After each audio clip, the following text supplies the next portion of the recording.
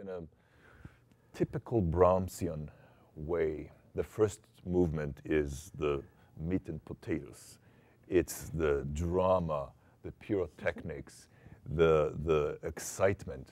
Second movement, relaxed, beautiful, haunting.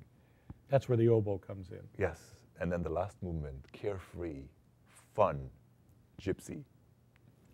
This is a piece which I understand from my reading tests the endurance of the player as well. Very challenging physically.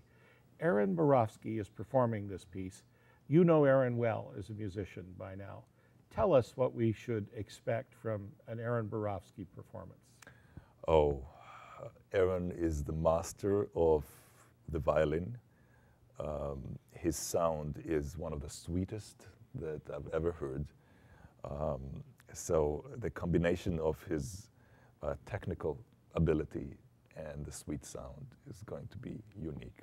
I was looking in a musical dictionary for the definition of the word elegant, and Aaron's picture came out right there.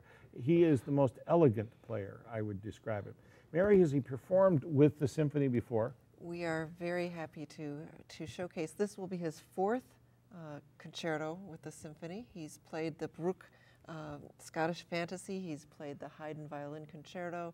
He has played the Fettler Violin Concerto that we have recorded on our CD, and now this Brahms piece. So we're very pleased to have this beautiful, spinning, silky sound that he makes. One of the things that's great about the Ann Arbor Symphony Orchestra is the talent that's within the orchestra, because Borofsky doesn't only play every couple of years as a soloist with the symphony, he's also the principal of the first violin section. The concert master. The concert master. Right. What's he like to play with as a musician? Oh, he's just a wonderful colleague. He has the best training that you can imagine for a concert master. He has the soloistic ability, and then he is a chamber musician. So it's all about teamwork and the ability to lead through example. I want to suggest that there's also another parallel in the stories I've heard about how this piece developed. Because just as Ravel took the Mussorgsky piece and said, nah, that's not what we're going to do, that's not playable, I'm going to make it into a Ravel piece. There was a similar story that comes out of the Brahms Violin Concerto. Please tell us about its debut. When Brahms composed the piece, he dedicated it to his great violinist, probably the greatest violinist at that time, Joseph Joachim. Joachim looked at the piece and he said, this is unplayable. And Brahms said, well, can you make it playable?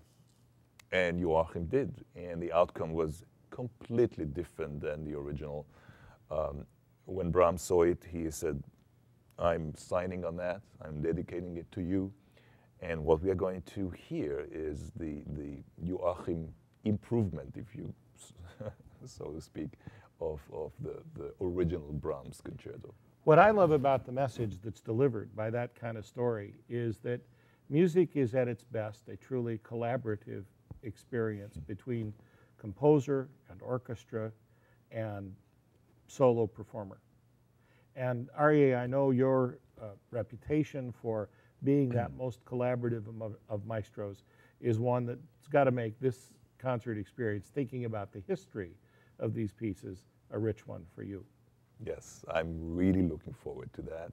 As I mentioned, it's my first time I performed it, so it's going to be this very special synergy on stage.